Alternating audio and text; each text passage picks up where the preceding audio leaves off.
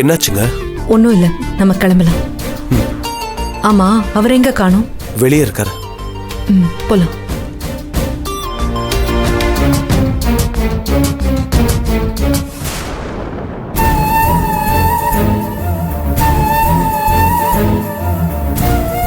ஏங்க ஏங்க, நான் என்னங்க மறுபடியும் உங்க மனசு கஷ்டப்படுற மாதிரி தப்பா பேசிட்டேனா? இல்ல நான் பாட்டுக்கு பேசிட்டே இருந்தேன், நீங்களும் அம்மாவும் டக்குன்னு உள்ள போயிட்டீங்க. எனக்கு ஒரு மாதிரி ஆயிடுச்சு. சார் வேற என்ன கண்டுபிடித்திட்டாரு. அதெல்லாம் ஒன்றும் இல்லைங்க. சரி, எனக்கு வேலை இருக்கு, நான் கிளம்புறேங்க. ஏங்க,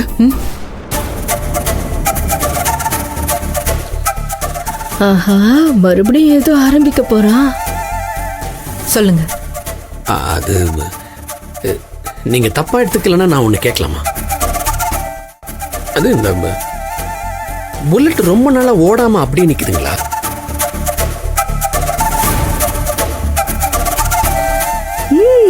மெயின் ஸ்விட்ச்ல கைய வச்சுட்டா. இல்ல எது கேக்குறேன்னா, எந்த டூ வீலரா இருந்தாலும் சரி, ரொம்ப நாளா ஓடாம இருந்துச்சுன்னா இன்ஜின் பாழாகி சீஸ் ஆயிடும். எனக்கு இந்த வண்டி விலை கொடுத்துறீங்களா?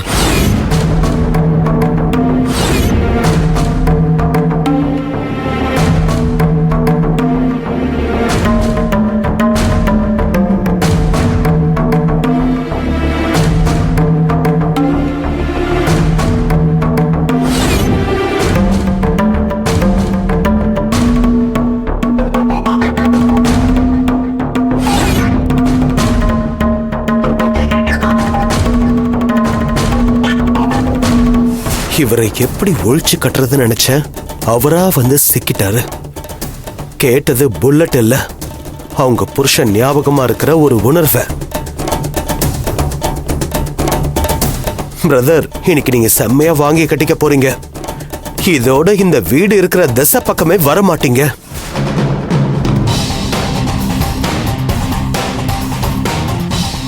என்ன இவ அமைதியா இருக்கா? அன்னைக்கு நாம இதை விற்கணும்னு முடிவு பண்ணி இந்த மனுஷன் இதை கேட்டு வந்தப்போ வானத்துக்கும் பூமிக்கும் குதிச்சா. சரி, நாமளே ஸ்டார்ட் பண்ணி விடுவோம்.